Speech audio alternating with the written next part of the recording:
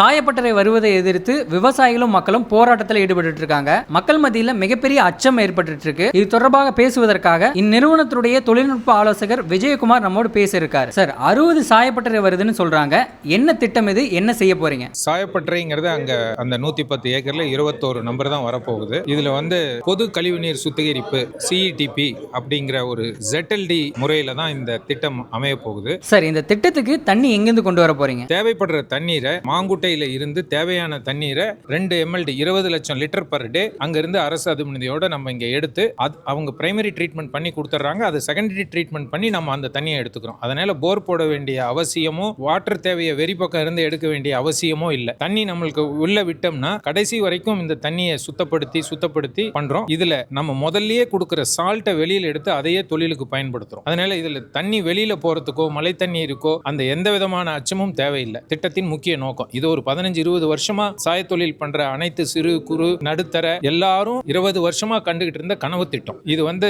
எப்படி விவசாயமும் நெசவும் கைகோத்து போதுங்கிறது பருத்தியிலிருந்து தான் நூல் அதுக்கப்புறம் அந்த மாதிரி ஒரு கைகோத்து செல்லக்கூடிய ஒரு திட்டமா தான் இருக்கும். இந்த பர்டிகுலர் திட்டத்துல சேலத்துல செஞ்ச நெசவு செஞ்சு சாயம் பண்ணிக்கிட்டு இருக்கிறவங்க தான் இங்க வரப்போறாங்க. 75 மடங்கு கவனத்துடன் செயல்படும். காரணம் என்னன்னா, ஒரு சின்ன தப்பு உள்ள நடந்ததுன்னா அது 75 பேரையும் பாதிக்கும். சுற்றுச்சூழல் மாசு, தண்ணி கெட்டு போயிடும் அப்படின்னு சொல்லிட்டு மக்கள் ரொம்ப பயத்துல இருக்காங்க. அதுக்கு நீங்க என்ன சொல்ல இருக்கீங்க?